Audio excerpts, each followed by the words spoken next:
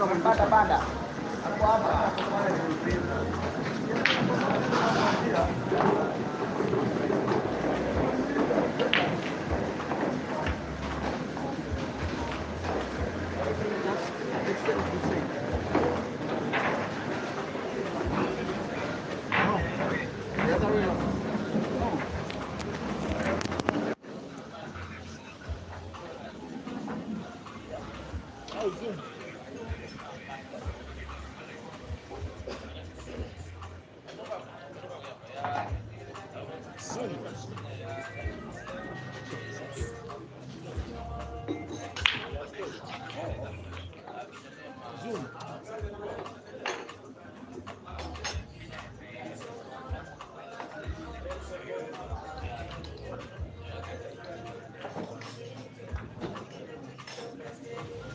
Now the frame.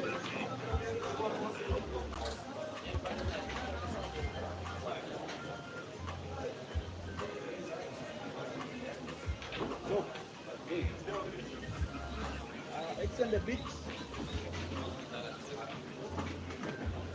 No, don't zoom out. Yeah, it's just the frame, yeah?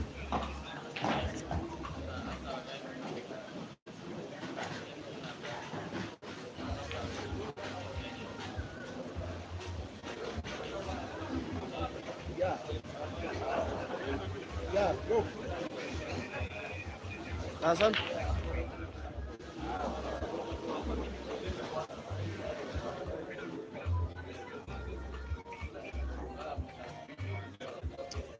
Thank you, boss.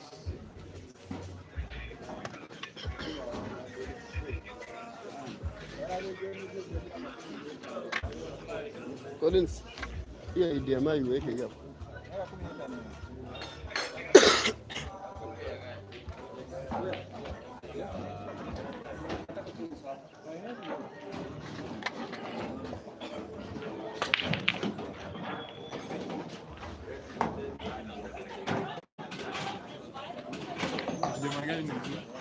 Ile pale. Yeah, red. Eh. Ama nikupe ile refu ile black. Hatutaji.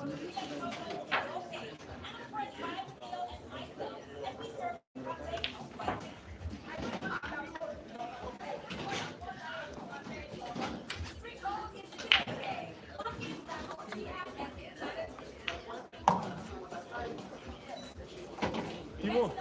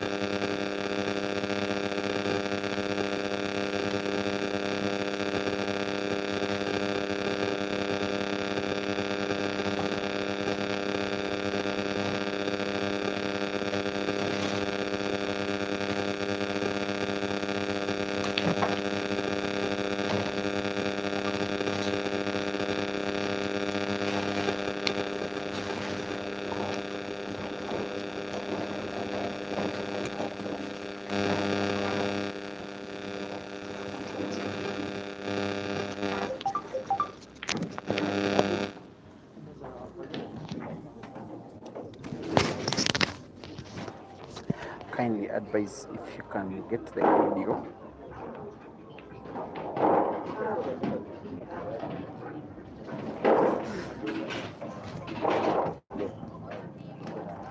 Dear Africa, kindly advise if you can hear the audio of the biggest match, at least on paper, in the first round of South Africa.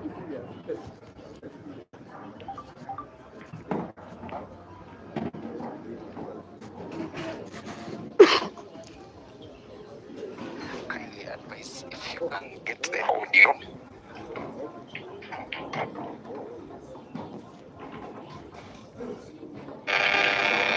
Kindly advise if you can get the audio.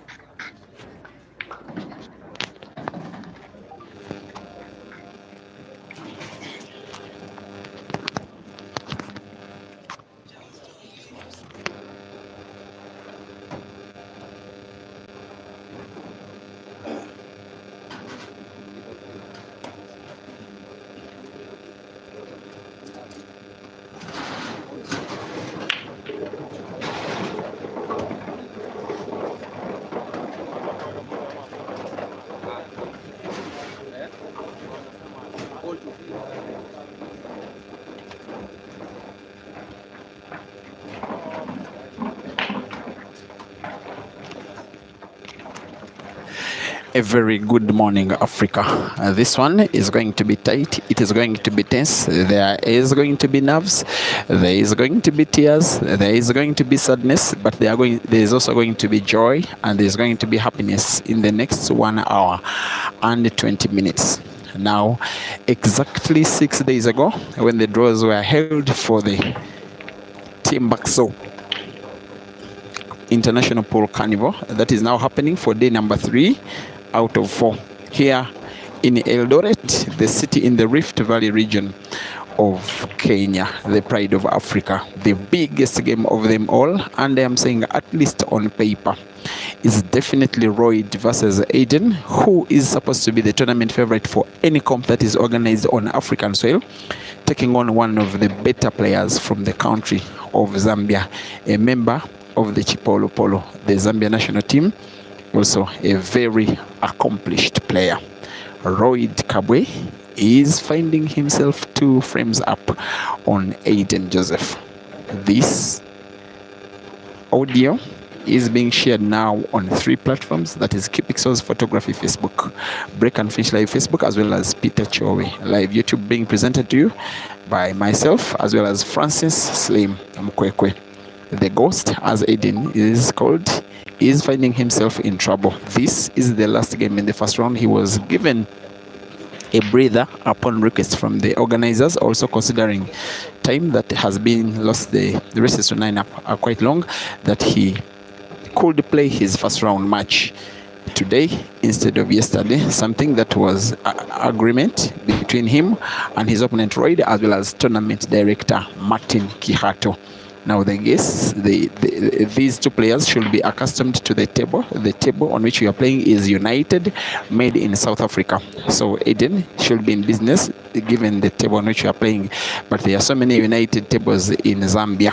ROYD shouldn't have a problem on the table. Race to 9, 90 minutes.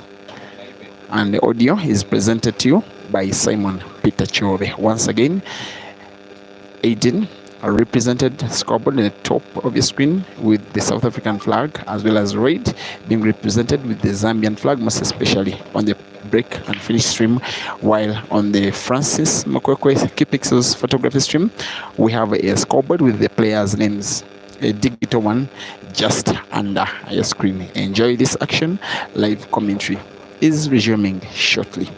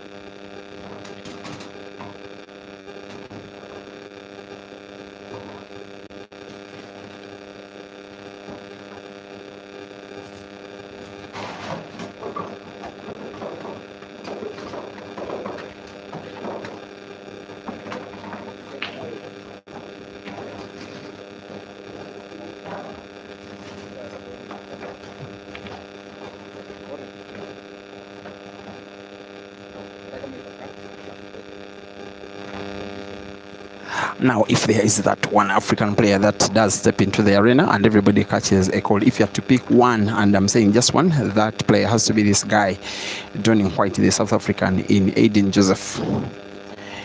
He has the highest number of accolades on the African continent. For the last 11 years with him as a formidable player, actually 12 years, and still going strong. Ever since making his mark in 2013, winning the Under-19 championships of South Africa, he has never ever looked back. That same year later, by then winning the Under-19 championships, could earn that champion a place on the senior national team. That's how he got himself a place in the All Africa Pool Championships team in 2014. If that were the case nowadays, even my lighty Ryan Williams will be a member of the national team. Nowadays there are qualifiers for the senior national team when events are due anyway. Cut long story short, Aiden that year did reach as a 19-year-old the finals of the All Africa Pool Championships, losing out to his international teammate Ishmael Mtetwa. And yes, he has made the All Africa Pool Championships his own. He has reached 5 finals. Never has anybody achieved that feat in the history of African pool, winning 2, and the 2 finals that he has won are the last 2 editions of the AAPA Championships, making him a double defending champion of the same event. He has also won the team event in the same championships in 2014 in Dar es Salaam, as well as 2015 and 17 in Zimbabwe. A well-accomplished player, playing 9-ball, having won national title of South Africa in 9-ball. He also has played Hay-ball, one of the first African players to represent at the World Hay-ball Championships. He, however, is not very active in Hay-ball because he once told me that it is not easy playing both black ball and hay ball and doing well in both disciplines at the same time. In fact, Jason Theron, who is now Africa's hay ball specialist, specializes in hay ball only. However, on the financial side of the game, the majority of competitions on the African continent are in black ball. Hay ball has the big money, but it comes only once in a while. And also Aiden advises that for an African player, the chances of winning the big money in hay ball are a little bit of a mystery. He says the Chinese are just too good. ROYD was a member of the African Championships winning team in 2023 as Aiden attempts combination shot, put both yellow and red to the same corner pocket, bottom of your screen. It is a foul. And very clearly, I think he has not started the match at his very best.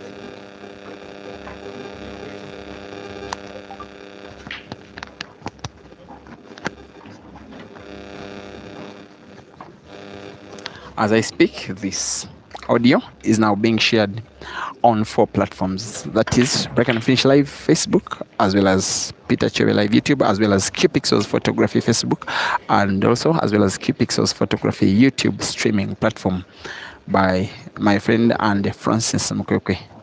I like to have a lot of banter with him. It's not serious stuff, guys, but the beatings I give him on the pool table are serious. But he's a very good person, also very helpful. Some of you think that I'm a very good streamer. A lot of what you see me doing is actually aided by Francis. He has a specialty in the use of gadgets. Maybe he did some ICT and also something that I didn't do myself. So a lot of time, even when I get issues with the streaming, I call him. Yeah, he's always just a phone call away.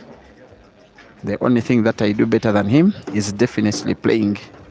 That's why some of the money that I have is from him, courtesy of him not playing as well as myself. But the guy that is playing so well by the start of this match is Mr. ROYD KABWE. He's having to put black to the corner pocket at the bottom right, but on the QPixel stream it is top left. It should not be a problem. I don't even know why he's taking all this time. Maybe he just wants to make it absolutely sure. The Pride of Zambia makes it 3-1 in a race to 9. Once again, Zambia 3, South Africa 1. Aiden is in trouble.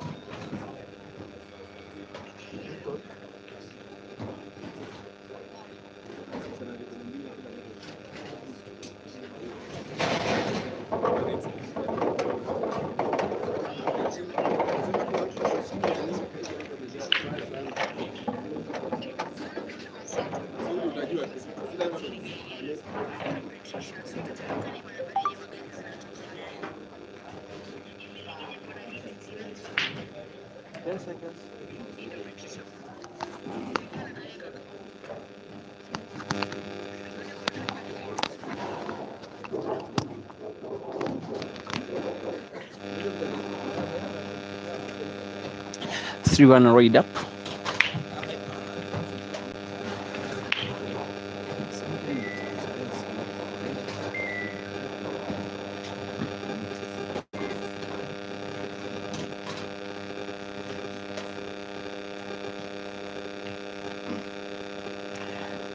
I'm dedicating this live stream to all of you who are watching from South Africa and Zambia. I like to say that it always wows me, the fact that I am Ugandan, based in Uganda. Maybe 90-95% of the streams that I do are from Uganda, but both Zambia and South Africa watch these games more than Ugandans, most especially on the Facebook stream. Ugandans love their YouTube. South Africans and Zambians love their Facebook. In fact, Break and Finish Live Facebook has 30% following from South Africa and more than 11,000 Zambians following the page. So I make it a point whenever I get an opportunity to stream the games involving your players, as the only way I can say thank you for always watching and following and listening to me, just doing what I just love to do. ROYD KABWE trying to make it number 4. He'll be wary of that red ball close to the center pocket. I think white is just right. If there is passage of that ball to the center pocket, there is just a little bit of that yellow, which may block his easy pot. He will have maybe, actually he probably wanted white ball to be played into the red, try to open it up. He will have to play it later. But he is oozing with the confidence. You just have to give it to him, playing as neat as he's doing in a match this big against the best of them all players on the African continent today, at least in terms of statistics of number of trophies won. He may have to contemplate putting both of those reds to the corner pocket at the top right. It shouldn't be a very big problem to him. This is where I say that the rest is a formality. Drawing the white ball backwards as close as possible to the black to put it to the center pocket on the left, as easy as it does. As Lusaka starts to think of celebration, as Johannesburg starts to think of grieving. ROYD KABWE 4, Aiden Joseph 1, race to 9 in 90 minutes. And I don't think we shall need the 90 minutes for this match. Maybe it is the first one that will have the time allocated even a little bit too much for the match to happen.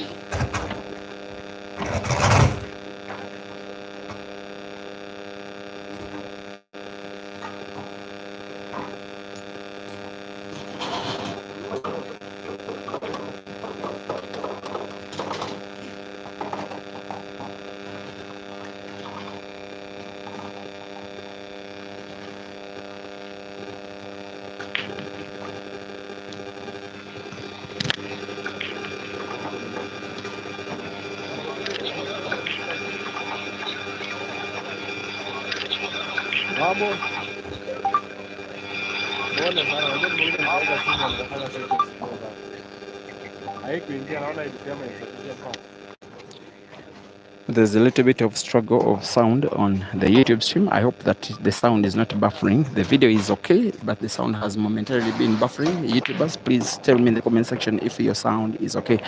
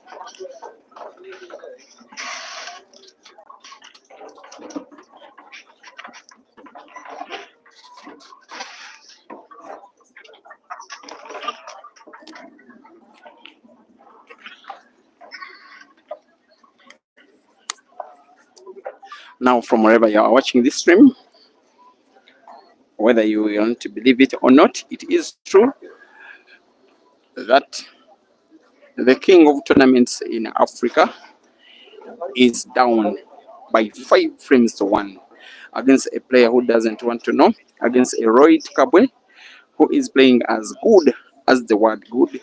itself. And while he's a very good player, right, seeing him play this good is not so often. Only one frame out of 6 has been won by Aiden.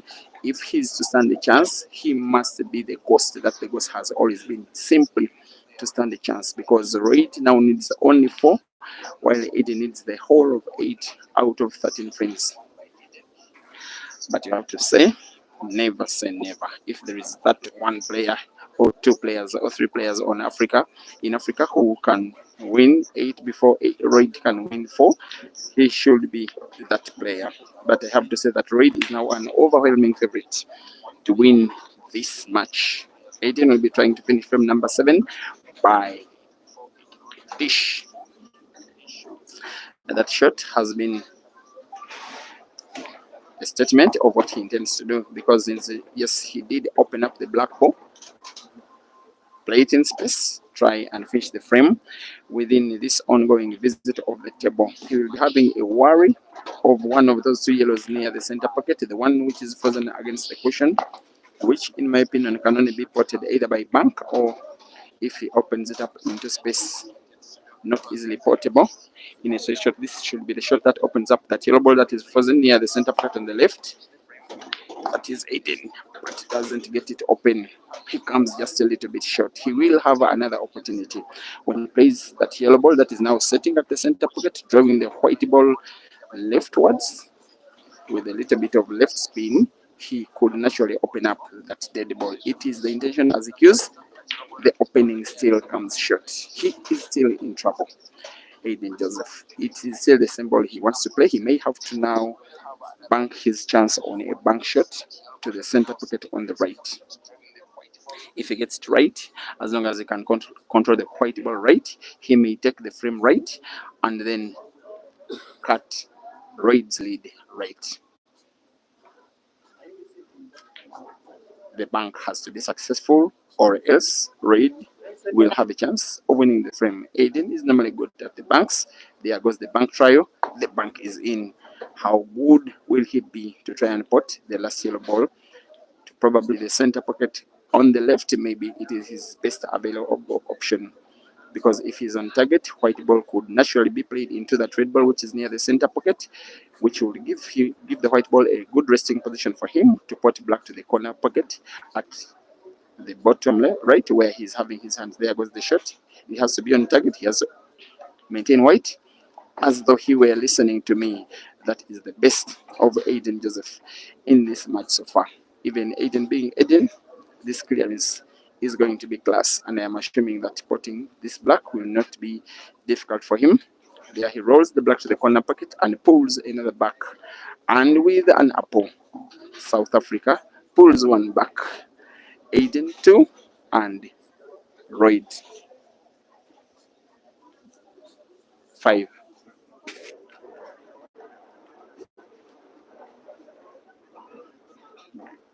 Still comes short. He is still in trouble.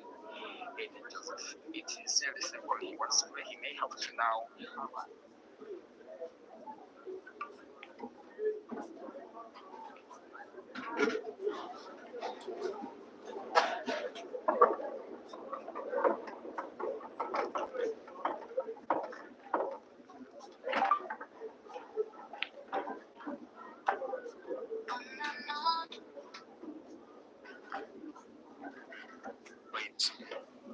Thank you for watching. Alan Tando was a ghost. You are watching on Qpixels Photography Facebook. Chris Banda. By the fact that you are Banda, you are definitely supporting ROYD, as well as Chisha Henry Chalwe. Sianda Ndika, you think that Aiden will win, even though he's still 3 frames down. He won the last frame with reverse dish. He wants to win this ongoing frame by break and finish. This one, making a clearance, could be just a little bit easier than the previous one, because if he goes most especially for the reds, there is no single dead red ball on the table, just as are the yellows. He's seemingly nominating the yellows, going for the yellows, trying to win the frame by break and finish.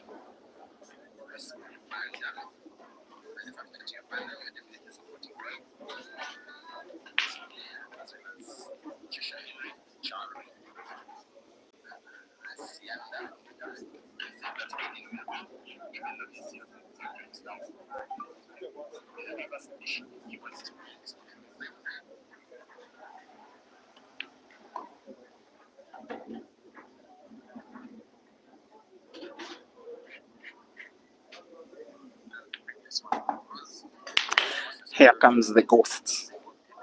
Seemingly he's to win a second frame in a row for the first time in the match.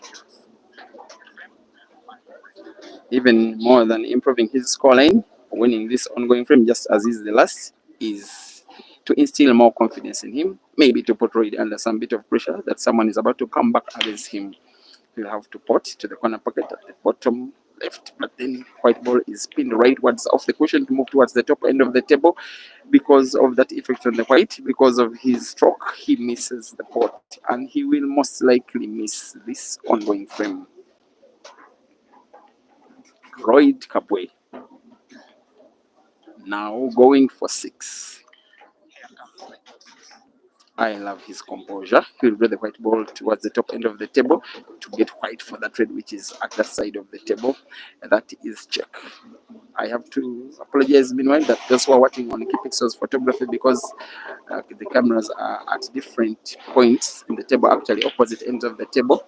When I say top, when you're watching on KPixel's photography, it is actual bottom. Kindly understand that kind of, because given the space at the venue, we couldn't have our cameras in the same place. ROYD will be drawing the white ball backwards. Beautiful. Pot the second red to the same corner pocket he has just done. He'll have to play again backspin, just like that, off the cushion and in perfect space. He wants white for the red near the yellow, the center pocket on the right. That's a little bit of a problem. Those who are on KPixel's photography, it is center pocket on the left. I'm surprised by the way ROYD is wearing the Iribanya t-shirt.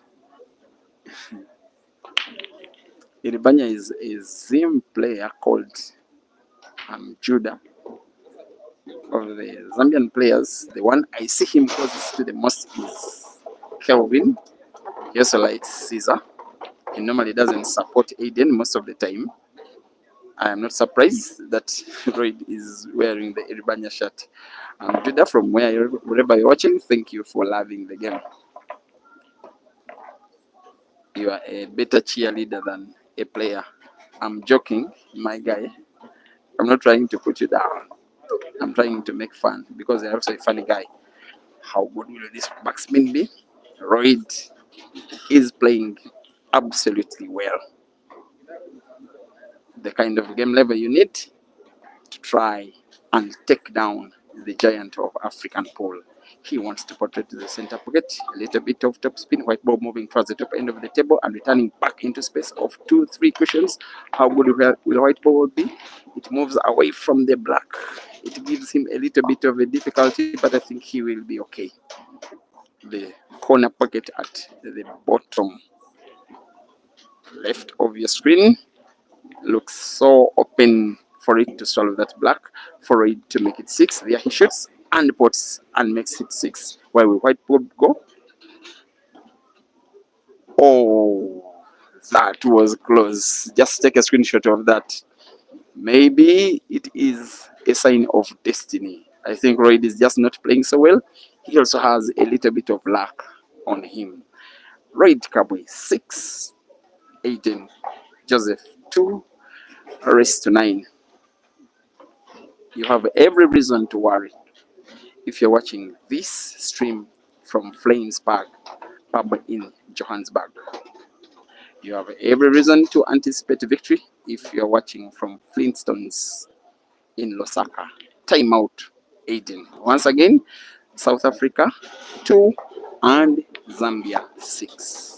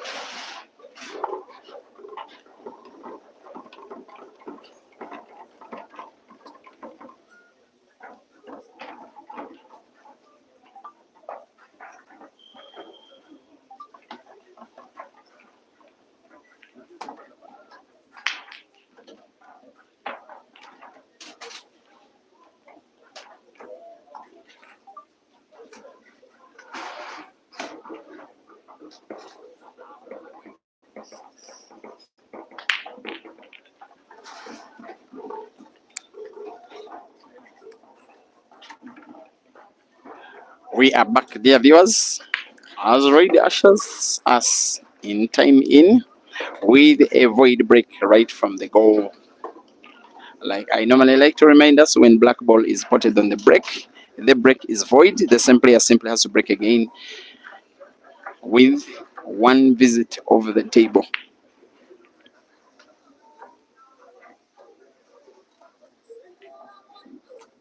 Not so many times do I see Aiden under this kind of pressure, sipping his Coca-Cola while his opponent breaks.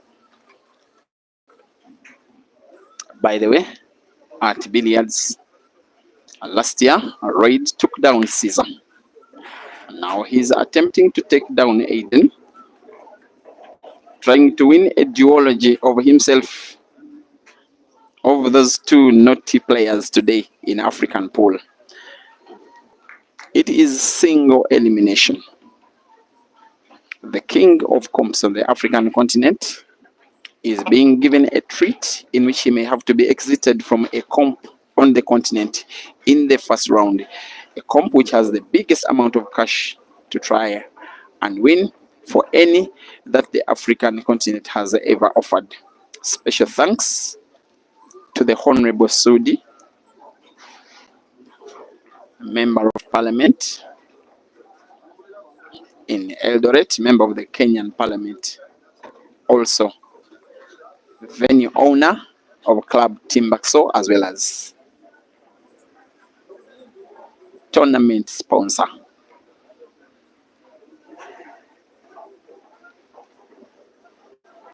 However it will be, who will be 11,600 US dollars richer tomorrow evening.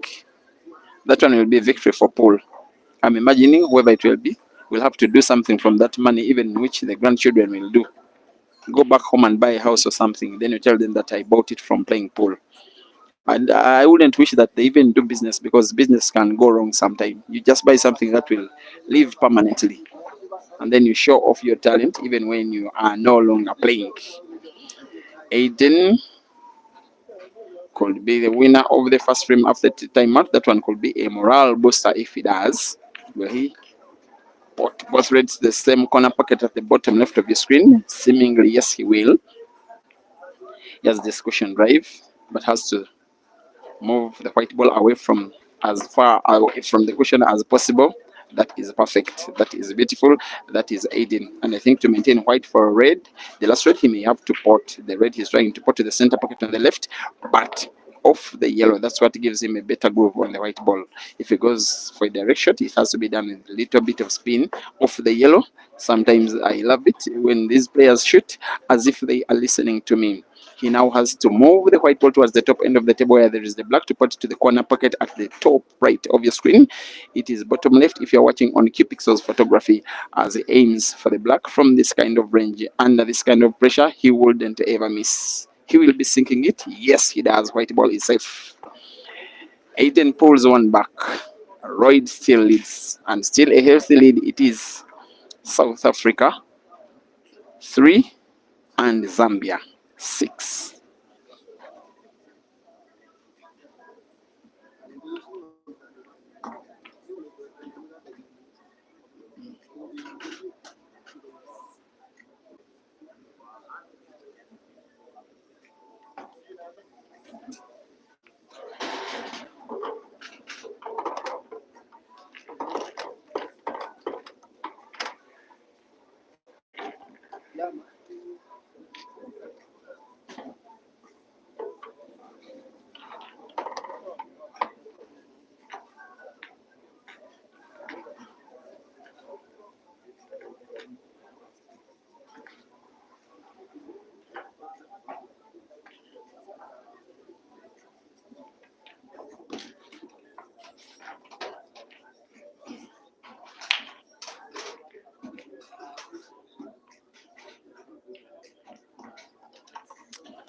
Aiden to break frame number 10, a pretty important one, not just for him to improve his scoreline, but also try to put ROYD under pressure. That was close to a scratch on the break. It is, however, a dry break. ROYD will need to put one ball, irrespective of whether it will be red or yellow. He simply needs to put a ball and go for the frame. It is one of those matches where you are just driven by the momentum of the match. These guys are just going for the frames. ROYD has been the better finisher in the match, at least so far. That's why he's leading healthily.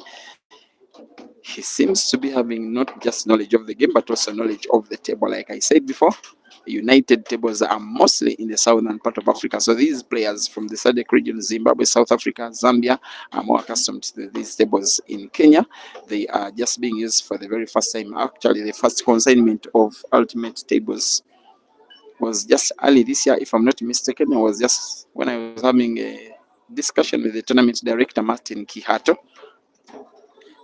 and he told me that yes, Mchana Pabangir was the first to have these type. Now here they are in Eldoret to the service of the African Pool Fraternity. Will the bank go right for right? It will not. Clearly his intention was not to put. That maybe going for the frame was asking for a little bit too much of him. He decided to play safe. He decided to try and deny Aiden chance to pot, but Aiden has got a ball to try and pot. That yellow ball near the center pocket on the left, but it is center pocket on the right if you're watching on QPixel's photography Facebook streaming platform.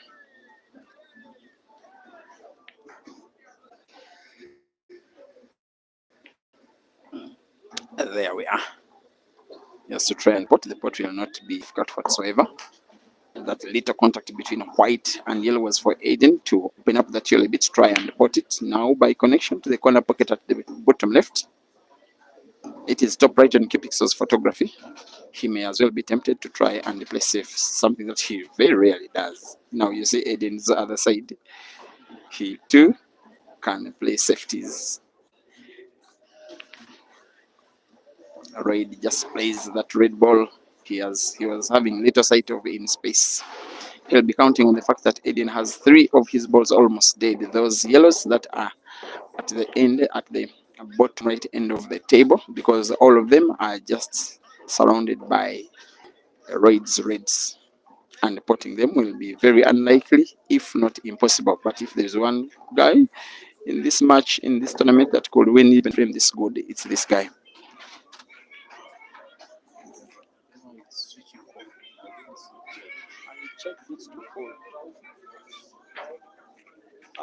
Francis, just bring a cable. Just bring a cable we put here.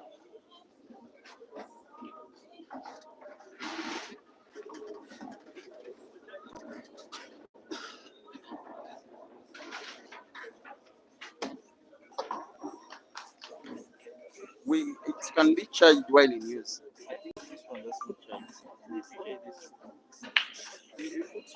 You're charging.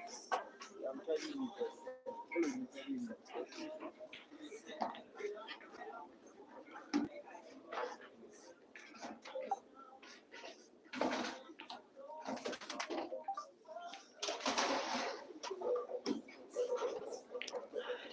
It is one of those moments when pull is not really pulling, even when you are Aiden. Very, very, very important frame, this one, for both of these players. For Aiden to pull one back, for ROYD to get closer to his big win. Aiden will pot black prematurely. That one, I think, is another sign of destiny in this match. Maybe it's just not meant to be for the great South African. Another frame in the bag for the Zambian. It is now ROYD 7 and Aiden 3. ROYD needs 2. Aiden needs the whole of 6 out of the next 7 frames. Very, very, very unlikely. Unless something really goes wrong with whatever ROYD is doing. He is heavily, heavily, heavily down.